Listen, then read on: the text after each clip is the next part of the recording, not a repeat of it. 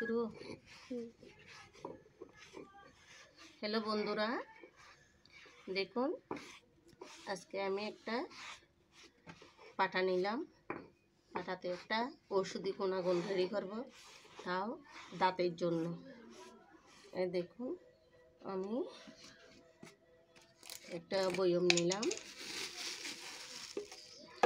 এই বয়ম থেকে হালকা করে এতটুকু ফিটকারি নিছি। এগুলো বলে যে ফিটকারি, হালকা করে নিছি, কারণ বেশি নেওয়া যাবে না। বেশি যদি ফিটকারি নিই তাহলে দাঁতের মধ্যে খত জমে যাবে। এবং রাখবো, এবং একটু লবণ নিলাম। লবণ নিলাম, এরপরে এই দাঁতের মাজন অ্যাড করলাম। ঠিক আছে, এই অ্যাড করলাম।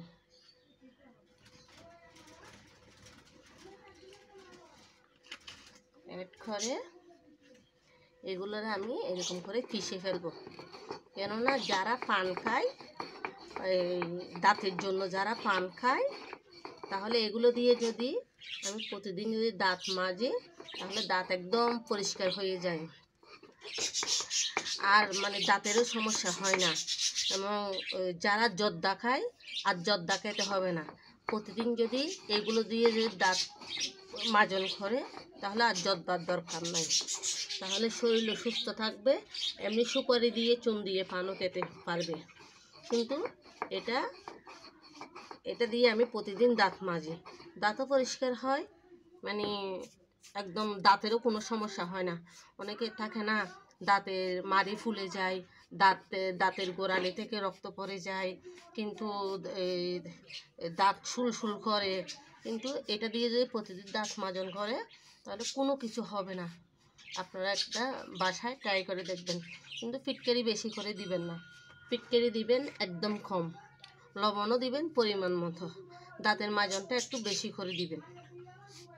প্রতিদিন এগুলো দিয়ে দাঁত মাজলে দাঁত একদম সুস্থ সবল থাকবে, আর দাঁত ফুলও হবে না, দাঁতের মাড়ি থেকে রক্তও পড়বে না, জর্দাও খেতে হবে না, দাঁত একদম সুস্থ।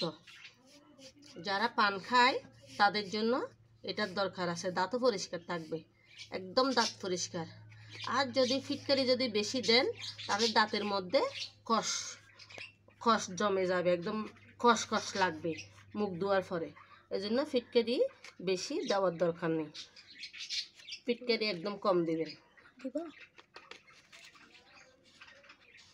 এই যে একবারে